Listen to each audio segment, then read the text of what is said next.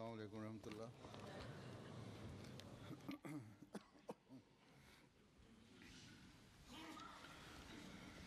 أشهد أن لا إله إلا الله وحده لا شريك له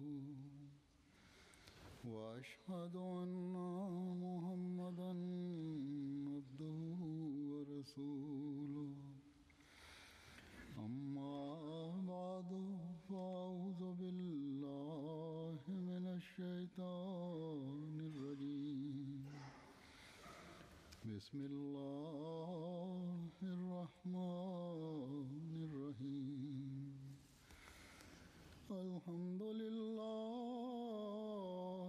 رب العالمين الرحمن الرحيم مالك يوم الدين. إياك نعبد وإياك نستعين. اهدنا الصراط المستقيم صراط الذين أنعمت عليهم غير المغضوب عليهم ولا الضالين.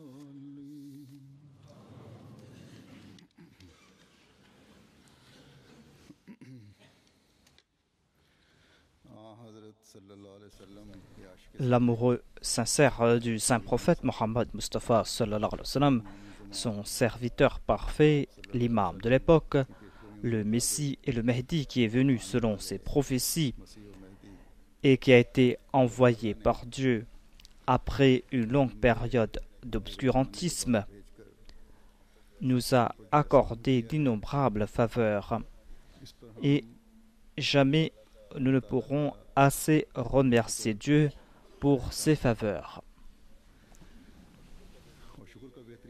La meilleure façon de le remercier, c'est d'étudier les écrits et les dires de cet envoyé de Dieu, de méditer à ce sujet et de faire en sorte que ces paroles et ces dires fassent partie intégrante de notre vie. Dans le Saint-Coran, Dieu a déclaré « Kunu ma'as sadiqin » soyez parmi les véridiques. Nous voyons l'exemple le plus sublime de ce verset à l'époque du saint prophète Mohammed Mustafa sallallahu alayhi wa sallam, lorsque les compagnons du saint prophète sallallahu alayhi wa sallam ont profité de sa compagnie. Lorsqu'ils ont vécu en sa présence, ils ont profité de sa présence et nous ont transmis les directives du saint prophète Mohammed Mustafa sallallahu alayhi wa sallam. Ils ont évoqué ces réunions en compagnie du saint prophète Mohammed sallallahu alayhi wa sallam et nous ont transmis ses conseils. Ensuite, il y a la deuxième période, c'est-à-dire la période de l'avènement de ce serviteur parfait du saint prophète sallallahu alayhi wa sallam. Le Messie promis alayhi salam dans ses nombreux ouvrages a évoqué la beauté du Saint-Coran et l'islam, et ainsi il a prouvé au monde la supériorité de l'islam.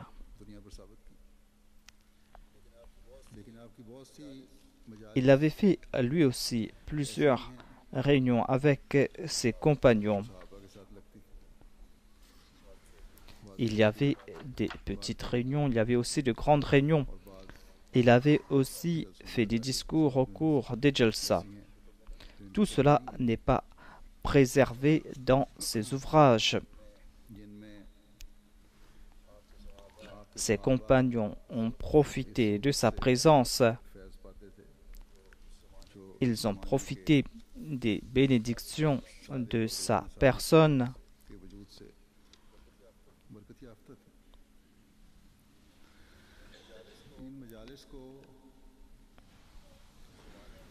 Les journaux de la communauté à l'époque ont préservé les récits de ces réunions. Chanceuses sont ces personnes qui ont profité de la compagnie de l'imam de l'époque, des personnes qui ont suivi ce commandement du Saint-Coran, Kunu ma'a sadiqin. Nous devons être reconnaissants envers ces personnes qui étaient présentes, ces personnes qui lui ont posé ces questions et les personnes qui ont préservé tout cela en écrit. Grâce à ces personnes, aujourd'hui, après 100 ans, nous pouvons lire et entendre ces paroles du Messie promis. Et l'on peut ramener à l'esprit les réunions organisées autour du Messie promis et l'imam Al-Mahdi, le serviteur parfait du saint prophète sallallahu alayhi wa sallam. On peut donc ressentir ce qui se passait autour de lui. Aujourd'hui, je vais évoquer des conseils concernant la prière, les supplications et la relation avec Dieu. Des conseils qu'il a prodigués au cours de ces réunions.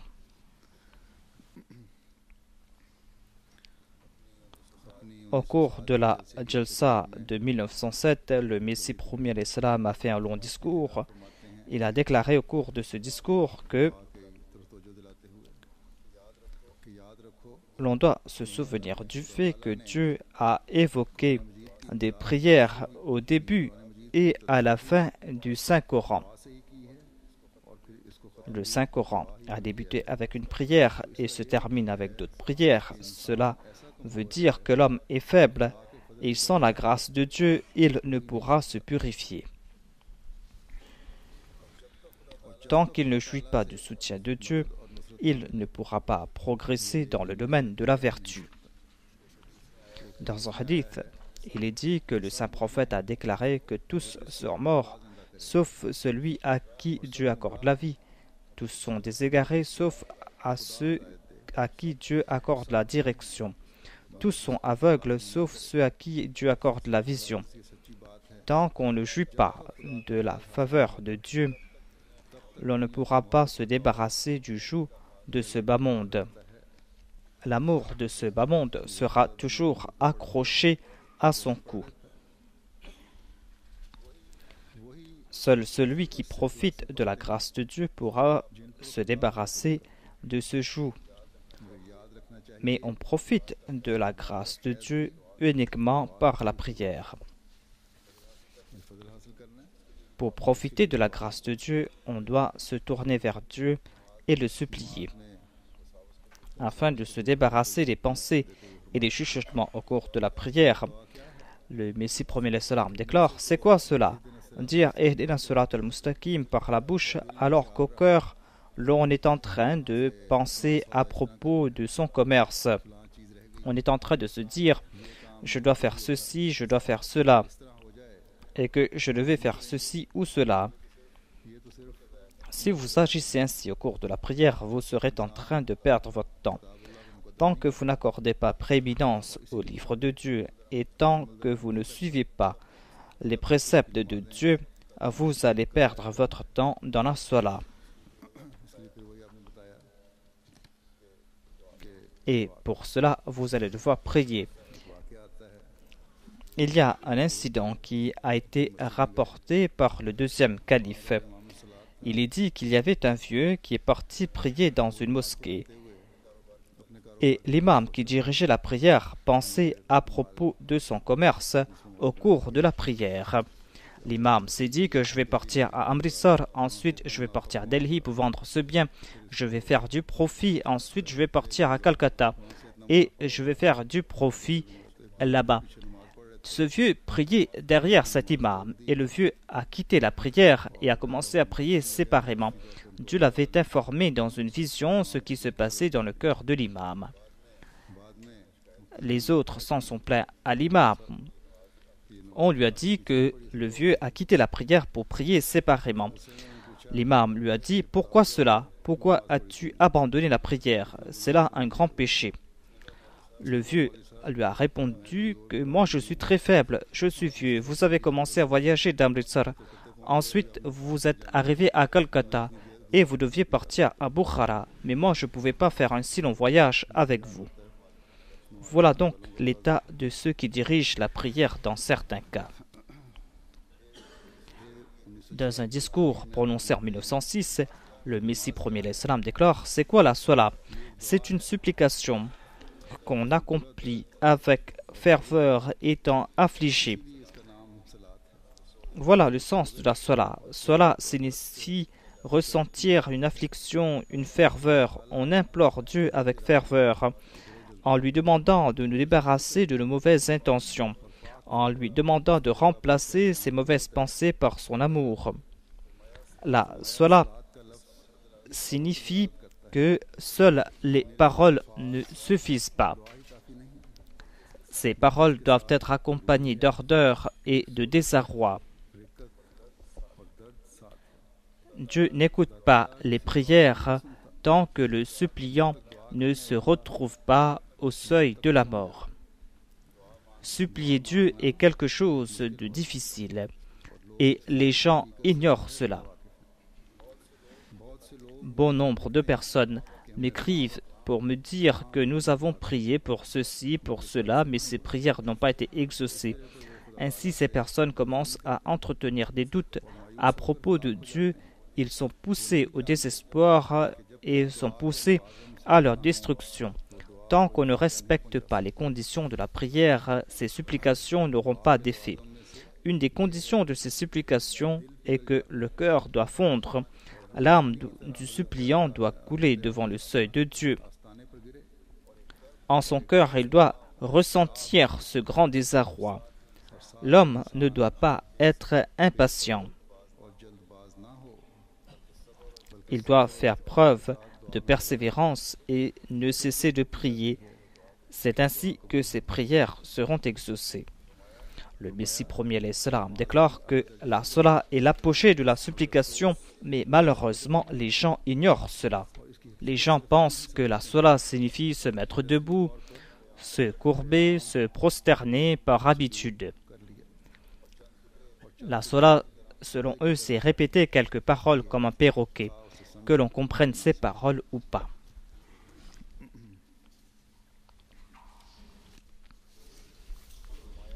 Le Messie promis déclare: face à la salat, nous n'avons pas besoin d'autres innovations. La salat est une faveur et nous n'avons pas besoin d'autres pratiques innovantes. Lorsque le saint prophète était en difficulté, lorsqu'il voyait un malheur, il se mettait debout pour prier. Notre expérience à nous et l'expérience des saints du passé démontrent qu'il n'y a pas d'autre moyen pour se rapprocher de Dieu que la salat. Lorsqu'on se met debout pour la prière, on le fait par respect. Lorsqu'un esclave se tient devant son maître, il croise ses bras. Ensuite, il se courbe. C'est là une autre forme de respect. Et la prosternation est la plus grande forme de respect. Quand l'homme se rapproche de son anéantissement, c'est là qu'il tombe en prosternation. Mais malheureusement, il y a ceux qui veulent modifier la salat, des personnes qui critiquent les prosternations et ses génuflexions. La salat est la perfection. Tant que l'homme ne profite pas de ce monde, tant que l'homme ne profite pas de ce monde dans lequel la salat atteint son apogée, il ne possédera rien. Celui qui n'a pas de certitude en Dieu n'aura pas de certitude dans la salat. Ensuite, le Messie promis à l'Islam a déclaré: je veux tout simplement dire que l'on doit implorer Dieu avec ardeur. On doit lui demander de nous accorder ce plaisir dans la salat, tout comme il nous a accordé du plaisir dans des fruits et dans d'autres mets. Qu'il nous fasse goûter au plaisir de la salat, quand on a consommé quelque chose de succulent, on s'en souvient. Si on regarde quelque chose de beau, on s'en souviendra. Si l'on regarde quelque chose de déplaisant, on s'en souviendra quand on aura cela à l'esprit. S'il n'y a pas de relation, l'on ne se souviendra de rien. Voilà la situation de ceux qui considèrent la salat comme une obligation. Ils pensent qu'il faut se lever le matin alors qu'il fait froid, il faut quitter son confort, il faut laisser de côté ses plaisirs. En fait, ces gens ne comprennent pas cela. Ces gens ignorent les plaisirs que l'on tire de la salat. Donc, comment pourront-ils tirer plaisir de leur salat? En 1906, alors qu'il prodiguait des conseils, le Messie premier l'Islam a cité un exemple. Il déclare que Jésus-Christ nous a présenté un très bon exemple concernant les supplications. Il déclare qu'il y avait un juge qui n'était pas équitable. Matin et soir, il se vautrait dans ses plaisirs. Il y avait une femme qui avait un procès à intenter et cette femme frappait tous les jours à sa porte et demandait au juge de rendre justice. Elle n'a cessé de frapper à la porte du juge jusqu'à ce que celui-ci soit contraint de rendre son verdict et il lui a accordé ce qui lui était dû. Le Messie promis à l'Islam déclare: Dieu n'est-il pas plus capable que ce juge? N'est-il pas capable d'exaucer vos prières? N'est-il pas capable de vous accorder ce qui vous est dû? On doit faire preuve de patience en priant. Le moment de l'exaucement viendra certainement, la condition est la patience et la persévérance. Ailleurs, le Messie promis à l'Islam a déclaré qu'il n'y a aucun avantage d'accomplir la salat par tradition. Dieu lui-même a maudit de telles personnes qui prient ainsi, et certainement leurs prières ne seront jamais exaucées. Dieu a déclaré Wailul lil musallin. Cela concerne ces personnes qui ignorent la réalité de la salat. Les compagnons du saint prophète Mohammed sallallahu alayhi wa sallam maîtrisaient la langue arabe et ils comprenaient ce qu'ils lisaient dans la salat. Mais il est important pour nous de comprendre l'essence des paroles de la salat et de tirer plaisir de la salat. Mais ces gens-là croient qu'un autre prophète est venu et qu'il a abrogé la salat. Au lieu de comprendre la réalité de la salat, les autres pensent que la salat n'est qu'une coutume. Ils pensent qu'un nouveau prophète est venu et qu'il a donné de nouveaux commandements. Le Messie promis l'Islam déclare qu'il n'y a pas d'avantage pour Dieu en la salat. Le bien se trouve ici pour l'homme, à savoir Dieu lui accorde l'occasion de se présenter devant lui, il lui accorde l'occasion de présenter ses doléances. Ainsi, il arrive à se libérer de grandes difficultés. Je m'étonne de voir ces gens qui, matin et soir, ignorent l'existence de Dieu. Ces gens mourront aujourd'hui ou demain. Le Messie promis alayhi salam déclare que je vous prodigue un conseil important si seulement les gens pouvaient comprendre cela. Le temps est en train de passer. Laissez de côté vos négligences. Soyez humbles. Suppliez Dieu dans la solitude afin que Dieu préserve votre foi, afin qu'il soit content de vous. En mars 1907, dans une réunion, on a évoqué une brouille entre deux compagnons du Messie promis alayhi salam. Le Messie promis alayhi salam a prodigué plusieurs conseils. Il a parlé aussi à ce sujet et il a déclaré que les prières ne seront pas exaucées tant que le cœur n'est pas pur.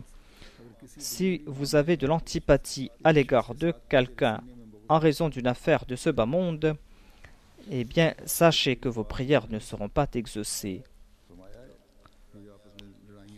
Il a déclaré que cette antipathie, ces rancœurs, cet égocentrisme trompeur vous détourne de Dieu. Débarrassez-vous de cette antipathie, de ces mauvaises qualités, car si vous nourrissez cette rancœur et cette rancune, vos prières ne seront pas exaucées. Le Messie premier alayhi salam déclare « Comprenez cela, n'ayez point de la rancœur à l'égard de quelqu'un concernant les affaires de ce bas monde. Le monde et les choses qu'il contient n'ont aucune importance. Il ne faut pas avoir de l'animosité envers quiconque pour le monde. » Le matin, le Messie premier alayhi salam faisait sa marche et il était des fois accompagné de ses disciples. Lors d'une marche qu'il a accomplie en 1908, il y a eu une longue conversation.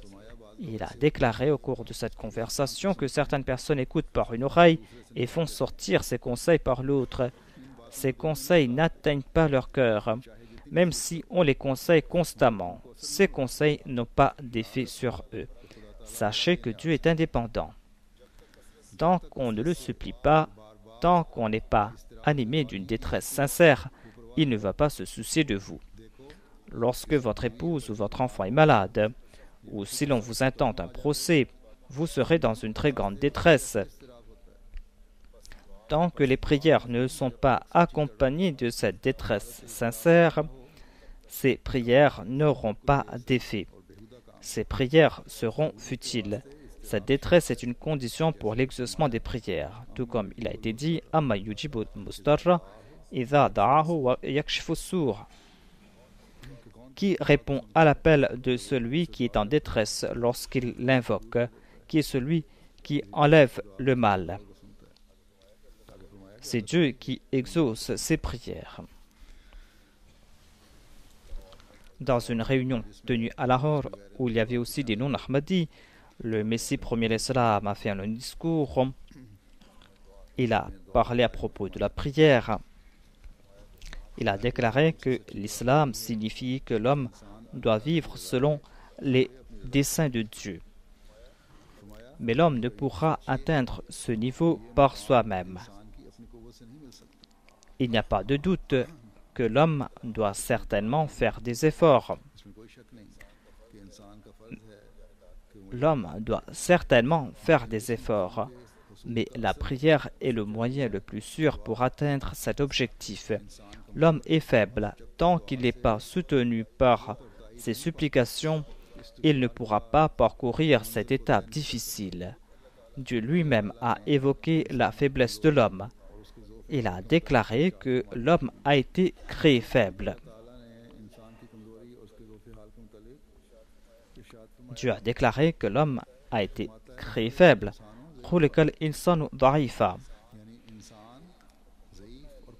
L'homme a été créé faible. En raison de cette faiblesse, l'homme ne pourra clamer qu'il pourra atteindre le niveau le plus élevé par sa seule puissance. Pour atteindre ces niveaux élevés, on aura besoin de la prière. La prière est une grande force grâce auquel l'on arrive à résoudre de grandes difficultés, grâce auquel l'on arrive à parcourir des étapes très difficiles. La prière est cette artère qui attire les grâces de Dieu. Celui qui supplie Dieu constamment attire en fin de compte cette grâce divine. Cette personne jouit du soutien de Dieu et atteint son objectif. Mais Dieu ne désire pas uniquement la prière de votre part. Vous devez en premier faire des efforts. Vous devez faire de votre mieux et vous devez le supplier. Se contenter de la prière sans utiliser les moyens à votre disposition démontre l'ignorance concernant la prière. C'est comme si on est en train d'éprouver Dieu. Se contenter uniquement des moyens et considérer la prière comme un exercice futile est l'athéisme. Comprenez certainement que la prière est un grand trésor. La foi et le temporel de celui qui n'abandonne pas la prière ne sera pas frappé de malheur. Il se trouve à l'intérieur d'une forteresse qui est surveillée matin et soir par des soldats armés. Quant à celui qui néglige la prière, il est comme celui qui est sans armes, celui qui est faible et qui se trouve dans une jungle qui est remplie d'animaux féroces et dangereux. Il comprend très bien que sa vie est en danger. Il peut à tout instant être victime de ces animaux féroces qui pourront faire disparaître jusqu'à ses os. Que l'on se souvienne que le bonheur de l'homme et sa protection résident dans la prière. C'est cette prière qui sera sa protection s'il ne cesse de supplier Dieu.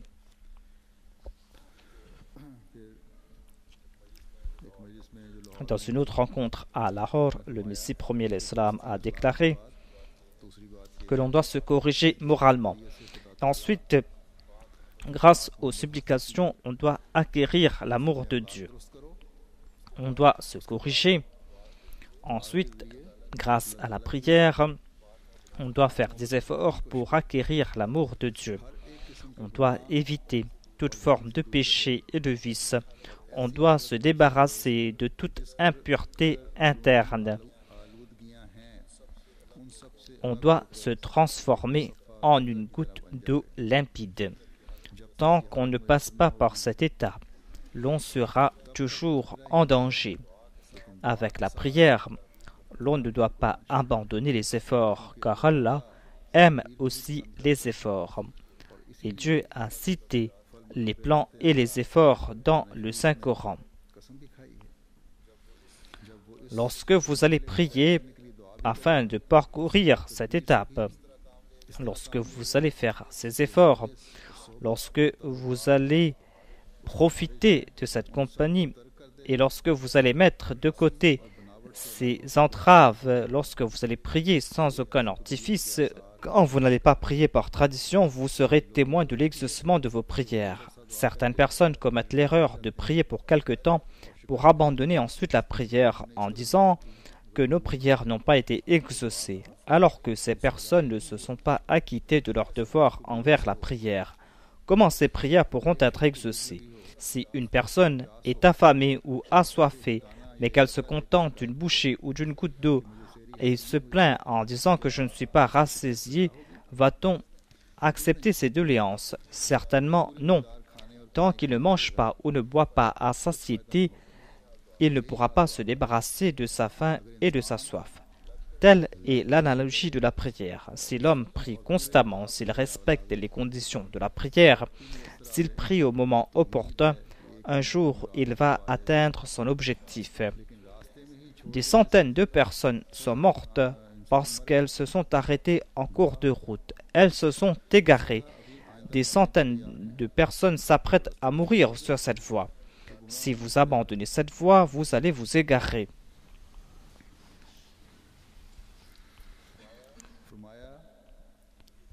Ceux qui se sont engloutis dans les vices de la tête jusqu'aux pieds ne profiteront pas de ces prières de quelques jours. Il y a ensuite l'orgueil, l'arrogance, il y a l'ostentation qui sont autant de maladies qui réduisent à néant leurs œuvres. Une bonne œuvre est à l'instar d'un oiseau. Si on l'apprivoise et on l'enferme très bien, l'oiseau ne partira pas. Sinon, il s'envolera. L'on ne peut pas acquérir ces qualités sans la grâce de Dieu. Allah déclare: فَمَنْ كَانَ يَرْجُو لِقَاءَ رَبِّهِ فَلْيَعْمَلْ عَمَلًا صَالِحًا وَلَا يُشْرِكْ بِعِبَادَةِ رَبِّهِ أَحَدًا. Bonnes œuvres ici signifie des actions qui ne sont pas ternies par le mal. Il faut que ces actions soient nobles, des actions exemptes d'orgueil, d'arrogance, des actions exemptes de fierté, des actions exemptes de motifs ultérieurs. Et l'on ne doit pas non plus placer d'espoir en quiconque. On ne doit pas non plus avoir d'attente concernant le paradis ou l'enfer. On doit tout simplement nourrir un amour sincère à l'égard de Dieu. les motifs ultérieurs sont une forme de polythéisme, car ce genre d'amitié ne repose sur rien. Cette amitié repose sur une tasse de thé ou sur des choses futiles. Le jour où la personne concernée verra un autre comportement en son ami, elle se détournera de son ami.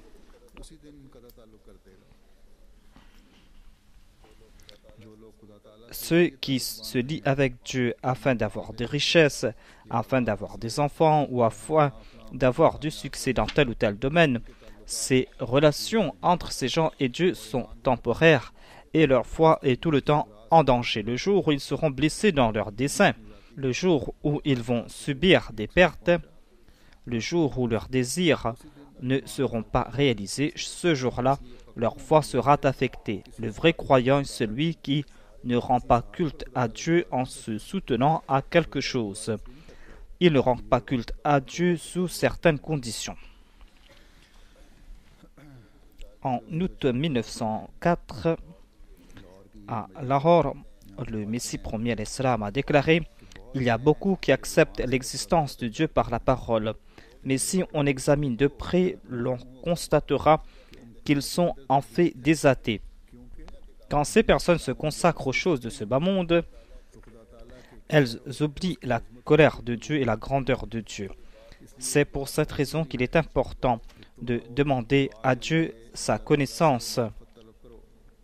Sans la certitude dans la foi ne sera pas parfaite. On acquérera cette certitude lorsqu'on comprendra que couper toute relation avec Dieu signifie la mort. Pour éviter les péchés, on doit d'une part prier, mais d'autre part, on ne doit pas abandonner les efforts. On doit prier pour éviter les péchés et on doit aussi prendre des mesures à ce sujet et on doit éviter toutes ces rencontres qui poussent vers le péché. C'est quelque chose de primordial, surtout pour les jeunes. Ils doivent éviter toutes ces rencontres, toutes ces choses futiles qui les poussent vers le péché.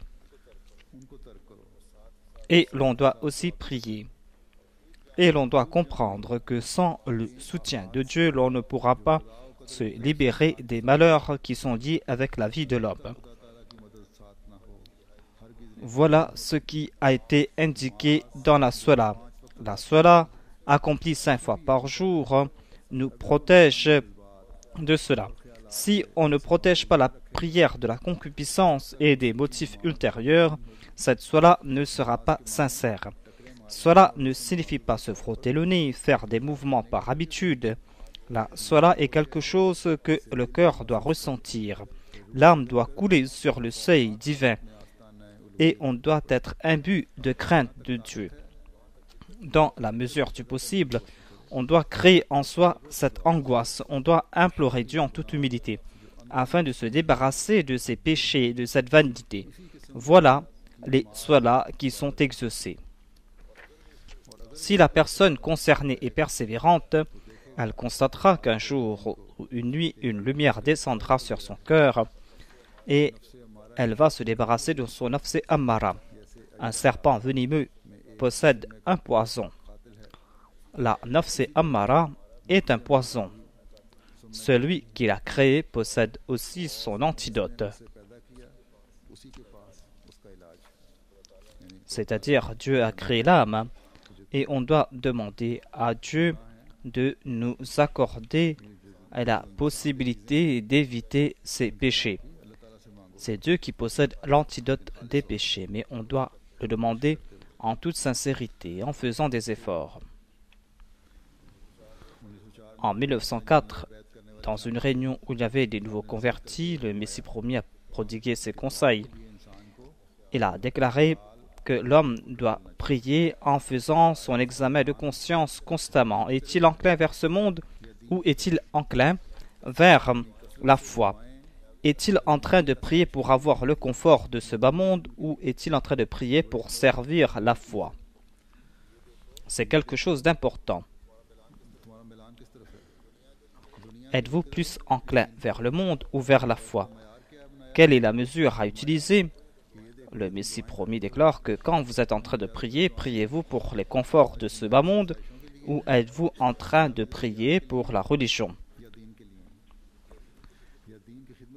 Si vous constatez que matin et soir, vous ne vous souciez que des choses de ce bas monde et que vous n'avez pas comme objectif la foi et la religion, vous allez devoir vous lamenter sur votre situation. Si vous ne vous souciez que de ce bas monde, si vous n'avez pas de tristesse concernant votre situation, vous allez devoir vous lamenter. Il y a nombre de personnes qui s'échinent afin d'acquérir les choses de ce bas monde. Les gens prient en ce sens. Et en fin de compte, ces gens sont frappés de toutes sortes de maladies. Certains sont frappés de folie. Mais si vous agissez pour la foi, Dieu ne vous laissera jamais partir à la perdition.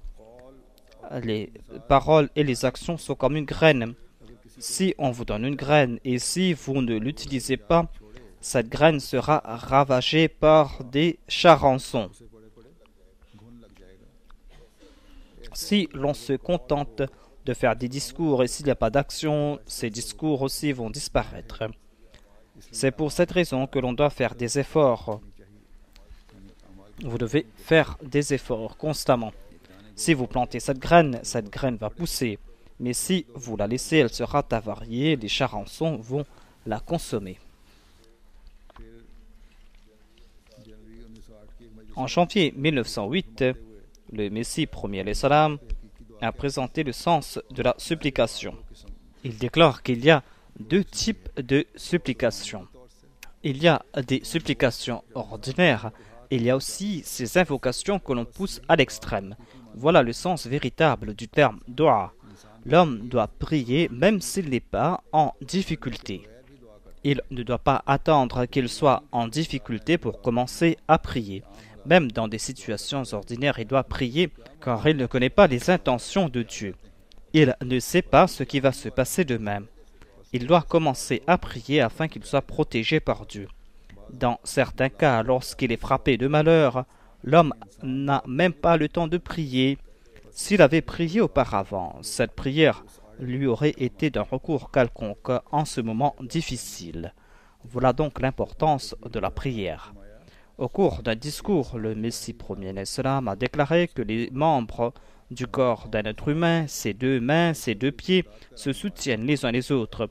C'est là l'exemple de l'homme. L'on s'étonne comment il ne comprend pas le verset « Ta'awanu alal birri wa taqwa ».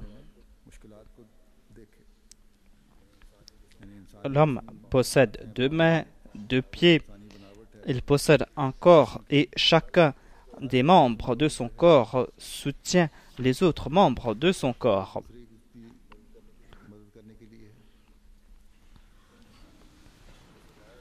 C'est le même sens que l'on trouve dans le verset Ta'awanu alal birri wa taqwa. On doit aussi chercher les moyens par l'entremise de la prière.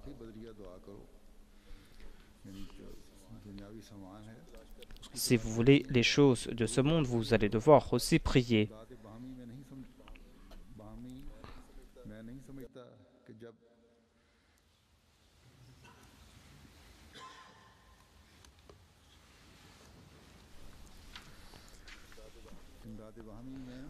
Le corps de l'homme est régi par un système mis en place par Dieu. Et je suis en train de vous indiquer cela, mais vous êtes en train de me rejeter. Dieu a envoyé des prophètes afin de faire comprendre cela aux hommes. S'il le désire, Dieu pourrait ne pas accorder de soutien à son prophète. Mais à un moment donné, ces prophètes sont contraints d'annoncer « Man ansari ilallah ». Ces prophètes sont-ils en train de mendier à l'instar des indigents? Non, il y a certainement une gloire qui accompagne cette annonce « Man ansari ilallah ».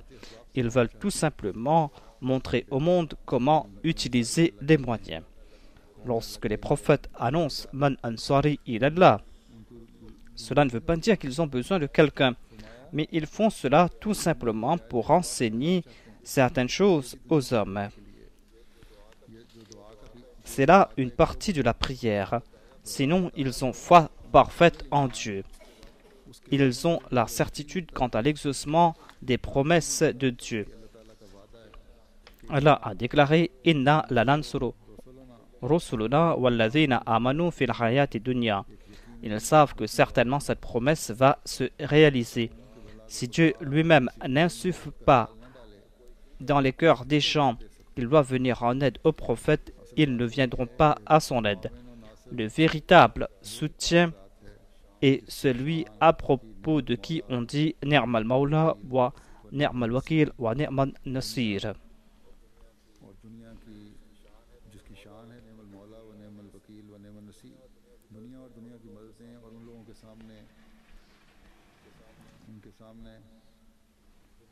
Le monde et son soutien ne sont pas plus importants que des cadavres. Afin de faire comprendre aux hommes l'importance de la prière, Dieu leur indique cette voie. Et ces prophètes considèrent Dieu comme leur seul soutien. Allah déclare wa huwa yatawallu salihin.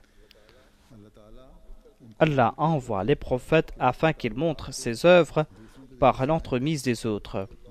Notre saint prophète sallallahu alayhi wa sallam a demandé à ses compagnons de lui venir en aide à différentes occasions. C'était en fait le moment du soutien de Dieu.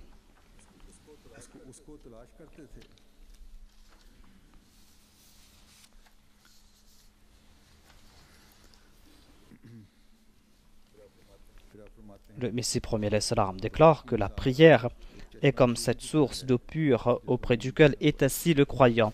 Il peut s'y désaltérer quand il le désire. Un poisson ne peut vivre sans eau. L'eau du croyant est la prière. Sans la prière, sans les supplications, il ne peut exister. Le moment le plus opportun pour ces supplications est la salat, au cours de laquelle il ressent un grand plaisir. Celui qui s'adonne à ces plaisirs libertins ne peut ressentir une telle allégresse. La plus grande chose que l'on acquiert grâce à la prière est la proximité de Dieu. C'est grâce à la prière que l'on se rapproche de Dieu et Dieu l'attire vers lui. Lorsque le croyant prie en toute sincérité, lorsqu'il se coupe de ce monde, Dieu aura pitié de lui, Dieu deviendra son ami. Si l'on médite sur sa vie, l'on constatera que sans le soutien de Dieu, la vie est amère. Lorsqu'on arrive à maturité, l'on comprend où se trouvent ses avantages et ses désavantages. Et c'est là que débute une longue période d'échecs et de déboires. L'homme essaye d'éviter ses déboires et ses échecs. Il le fait grâce à sa richesse. Il le fait grâce à ses relations. Il le fait aussi grâce à ses subterfuges. Lorsque débutent les malheurs et les déboires, l'homme utilise ses richesses s'il les possède afin d'éviter ses déboires et ses malheurs. S'il a des relations avec des personnalités bien placées, il utilise ces relations. Ou il essaye de tromper les autres, il use de subterfuges. Il utilise ces moyens afin de se trouver une issue de sortie. Mais il arrive difficilement à trouver une issue de sortie. En fin de compte, il est poussé au suicide. Si l'on compare les déboires des gens de ce bas monde avec les difficultés que subissent les gens de Dieu ou les prophètes, l'on constatera que ce qu'endurent les gens de ce monde ne sont rien face aux difficultés des prophètes. Ces malheurs n'accablent pas les gens pieux. Cela n'affecte pas leur béatitude. Les prophètes et les awliya font face à des difficultés, mais cela n'affecte pas leur tranquillité. Car ils se tournent vers la prière et jouissent du soutien de Dieu. Si une personne a de bonnes relations avec un juge bien placé et que celui-ci lui a garanti qu'il viendra à son aide lorsqu'il sera en difficulté, cette personne sera moins accablée que les autres lorsqu'il fera face à ses difficultés, lorsque son affaire sera entre les mains de ce juge. Le croyant qui a une relation encore plus ferme avec le plus grand des juges, comment peut-il être en désarroi face à ces difficultés? Si une partie infime des malheurs qui frappent les prophètes frappaient leurs adversaires, ils n'auraient pas pu survivre. Lorsque les prophètes viennent pour réformer l'humanité, le monde tout entier se transforme en leur ennemi. Des centaines de milliers de personnes sont assoiffées de leur sang. Mais même leurs ennemis ne peuvent affecter leur quiétude et leur tranquillité. Si vous avez un seul ennemi, vous ne pourrez pas vous protéger un seul instant de ses méfaits. Alors que dans le cas des prophètes, des pays tout entiers se transforment en leurs ennemis, et ces prophètes vivent en toute quiétude. Ils supportent ces malheurs sans broncher. Cette endurance en soi est un grand miracle. Voyez la persévérance du saint prophète Mohammed sallallahu alayhi wa sallam. C'est là un autre miracle parmi ces centaines de milliers de miracles. Le pays tout entier s'est soulevé contre lui. On lui a tenté par des richesses, par des honneurs, par des épouses, afin qu'il cesse de proclamer que nul n'est digne d'être adoré à part Dieu. Mais le saint prophète a tout simplement répondu que s'il agissait selon ses propres désirs, il aurait accepté tout cela. Il a déclaré que je suis en train d'agir selon le commandement de Dieu. Et il a enduré toutes ces souffrances. C'est là un miracle des plus grandioses. Cette endurance découle des prières accomplies par le saint prophète sallallahu alayhi wa sallam. Les prières des prophètes réduisent à néant les attaques cruelles de leurs ennemis. Hadrat Omar était sorti un jour pour tuer le saint prophète. Vous avez entendu parler à propos de cela. Abu Jahl avait soulevé le peuple en disant que celui qui tuera le saint prophète sallallahu alayhi wa sallam recevra de grandes récompenses. Omar a fait un pacte avec Abu Jahl avant d'embrasser l'islam. Il avait fait ce pacte afin de tuer le saint prophète sallallahu alayhi wa sallam et il cherchait le moment le plus opportun pour le tuer. On a dit que le saint prophète partait prier dans l'enceinte de la Kaaba au milieu de la nuit. Et Hadrat Omar a attendu le saint prophète sallallahu alayhi wa sallam dans l'enceinte de la Kaaba. Au milieu de la nuit, il a entendu ces paroles La ilaha illallah. Hadrat Omar a fait l'intention de tuer le saint prophète lorsqu'il va se prosterner. Lorsque le saint prophète s'est prosterné, il a commencé à implorer Dieu dans un grand désarroi. Il a commencé à louer Dieu et ces paroles ont affecté le cœur de Hadrat Omar. Il a perdu son courage. Ses mains meurtrières ont perdu leur force. Après avoir terminé ses prières, le saint prophète est parti et Omar l'a suivi. En le voyant, le saint prophète sallallahu alayhi wa sallam lui a dit Omar, ne vas-tu pas cesser de me suivre? Hadrat Omar avait peur des prières du saint prophète. Il a dit que je ne veux pas vous tuer. Ne me maudissez pas, ne priez pas contre moi. Et Hadrat Omar a déclaré que ce fut la première nuit lorsque j'ai ressenti l'amour pour l'islam en moi.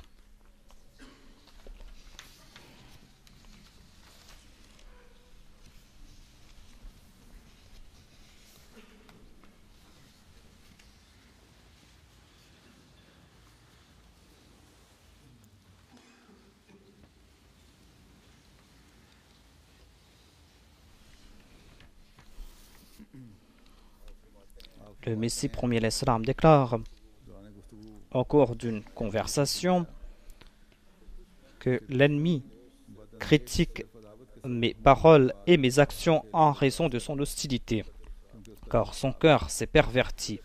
Celui dont le cœur s'est perverti ne peut voir que les ténèbres autour de lui. Le sot déclare que le Messie promis est assis quelque part et il ne fait rien. Mais il ne comprend pas qu'il a été dit à propos du Messie qu'il ne va pas se battre avec l'épée.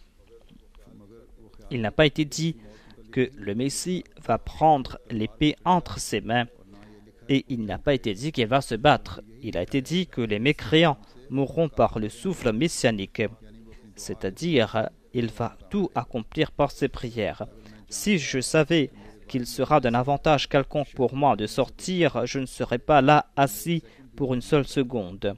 Mais je sais très bien que marcher dans les rues ne servira à rien. Et tout ce que nous pourrons accomplir se fera par la prière.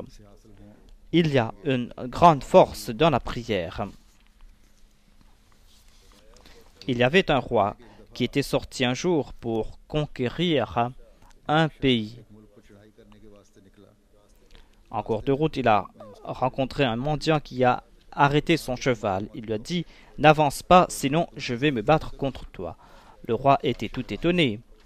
Il a dit que tu n'es qu'un mendiant. Comment pourras-tu te battre contre moi? Le mendiant a déclaré que je vais me battre contre toi grâce à la prière du matin. Le roi a déclaré que je ne pourrais pas m'opposer contre toi et contre ces prières. Et il est retourné. Il y a une grande force dans la prière. Dieu m'a informé, grâce à ces révélations, que tout ce qui se fera va se passer grâce à la prière. Notre arme, c'est la prière, et nous n'avons pas d'autre arme. Dieu va montrer ce que nous demandons. Dans le passé, Dieu a châtié les ennemis par l'entremise de ses prophètes. Dieu sait très bien que nous sommes faibles. C'est pour cette raison qu'il a pris entre ses mains notre responsabilité. C'est la seule voie à suivre pour l'islam. Mais les mollahs et les philosophes ne peuvent comprendre cela. Si on devait se battre, Dieu nous aurait accordé les moyens pour ce faire. Lorsque nos prières vont atteindre leur point culminant, les menteurs vont disparaître. L'ennemi au cœur noir déclare que moi, je me contente de dormir et de manger. Mais selon moi, il n'y a pas d'arme plus efficace que la prière. Chanceux est celui qui comprend cela, qui comprend que Dieu va accorder du succès à la fois par cette voie.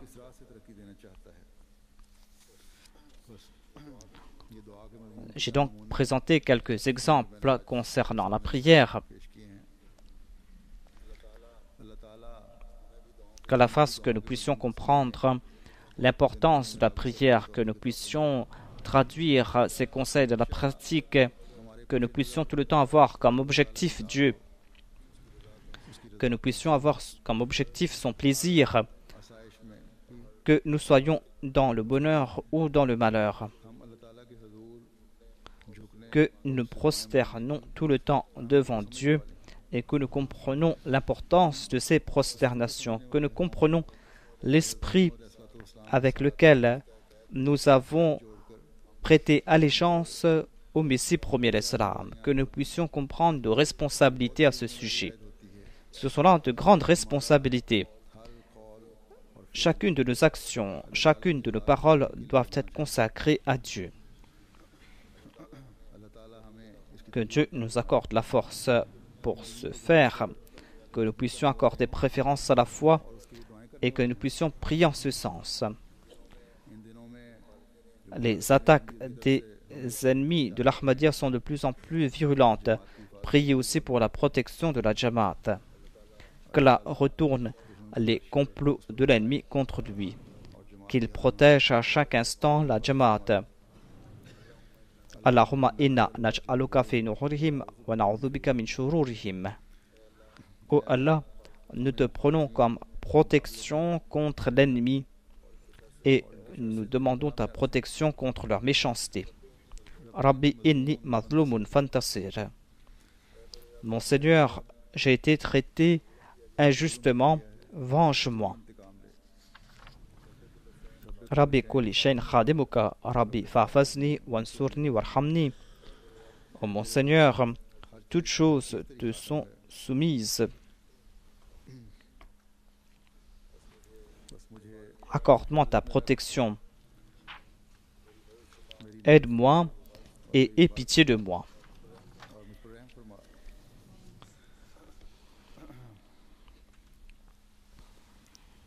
Le Messie premier l'Islam a évoqué une autre prière. Rabbi tawaffani musliman walhaqni bis-salihin. Ô mon Seigneur, donne-moi la mort en tant que musulman et réunis-moi parmi les justes de la mort. Fasse que nous soyons tout le temps parmi les salihin. Qu'Allah exauce nos prières et que nous puissions marcher sur les voies sur lesquelles désirait le Messie premier l'Islam que nous marchions.